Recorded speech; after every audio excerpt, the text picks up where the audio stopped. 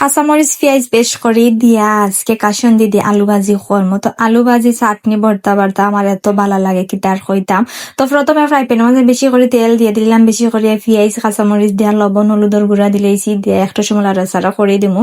তো পেঁয়াজটা সুন্দর করে লাল কইরা তারপরে আর কি কাসুন্দিটার দিলে মতো কাসুন্দি দিলে কি তৈব বিরান বিরান একটা ভাব হইব। আর কাসুন্দির মধ্যে একটা গ্রান আছে নানি, গ্রানটা আরো বেশি ভালো লাগে।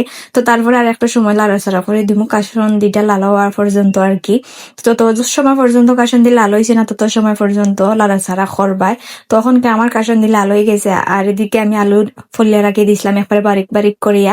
তো নিনি কইলা কি অনেকে বুঝুন না, তো নিনি বলতে বুঝায় যে একবারে বারিক বারিক করিয়া ফলা। তারপরে দিলাম আলু বেশি করে, এই কারণ মাঝে 1 কেজি পরিমাণে আলু আছে। তো আমি এত পরিমাণে আলু ভাজি খাইতাম পারি আর আলুর তরকারি আর কি আমার এত ভালো লাগে। আমি শুধু হুটকি শিরা করে আলুর ভাগ বেশি থাকে এখানে না, আমার আলু বেশি প্রিয়। তো রুহায় আলু ভাজি খায় আর তাই আর কি আলু ভাজি বেশ করিয়া করলাম। তো কিতার কইতাম দুঃখর কথা কাসুন্দি দেওয়ার কারণে আমার বুইরে আলু ভাজিটা খাইছে না।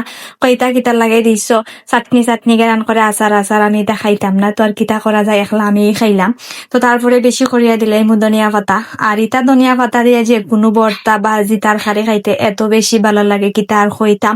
তো বেশি পরিমাণে আর কি আমি বাখর পাতা দিলেছি, দেখো এত সুন্দর ইয়া আর কি আজকের ভাজিটা হইছে।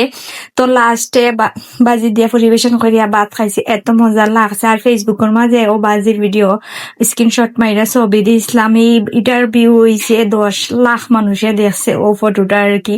কি তার কইতাম এত ভালো লাগে যে সময় ভিডিও করার পরে সকলে দেখে।